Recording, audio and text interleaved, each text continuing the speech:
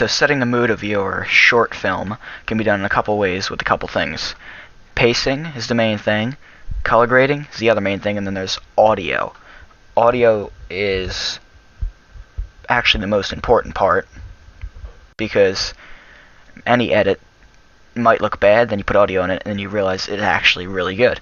So, let's start off with a clip of my friend running, which basically represents the action scene. Basically, first off, is how someone would normally edit it. As you can see, it's just one wide shot, cutting to another, and then he flips.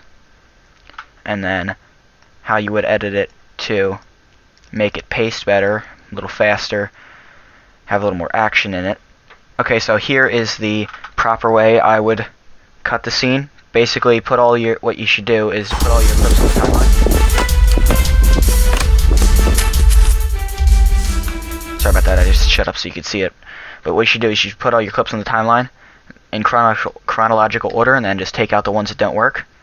And then add audio in, because any bad edit, or any edit you think is bad, once you put audio in, will sound a lot better. Seem a lot better, not sound, sorry. And then, that's basically how to pace quicker scenes, action scenes. Now I'll show you sad scenes. Alright, so here's the sad scene. Here's how not to pace it. Basically, it's paced like an action scene would be. 7 shots here, all in the timeline chronological order. There's color grading for you. I'll explain that in a little bit. Couple close-ups, cool different angles, another close-up, and then the final shot. It's basically, for action, I should explain this before, but for action you want a combination of wide and close shots. For sad stuff, or chasing, you want more wide shots than close shots. So now here I'll show you the proper version. I'll render it with the audio and color grading and whatnot.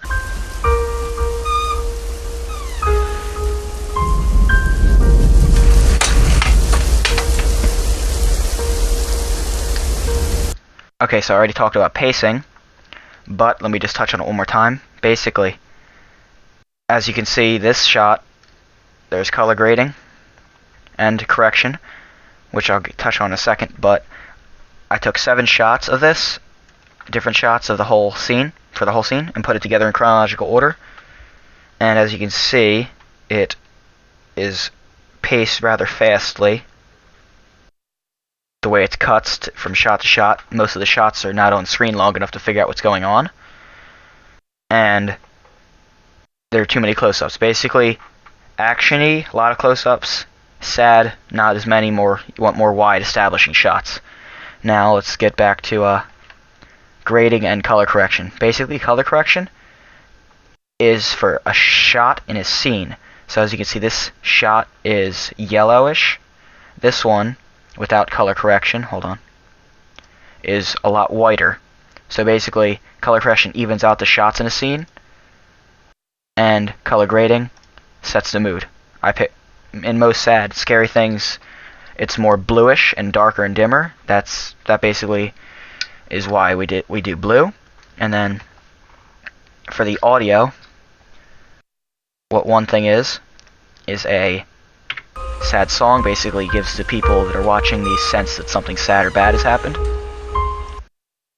And then the other thing is, you gotta pick something that's all in every action or sad scene, whatever you're doing, that basically everyone associates with that thing, like happy or sad. I put a thunderstorm in because people usually associate that with sad stuff. Right now you can't really hear it because they're inside, but then when it cuts to the next scene, you can hear it get louder because you're near a window. And then that also helps set the mood.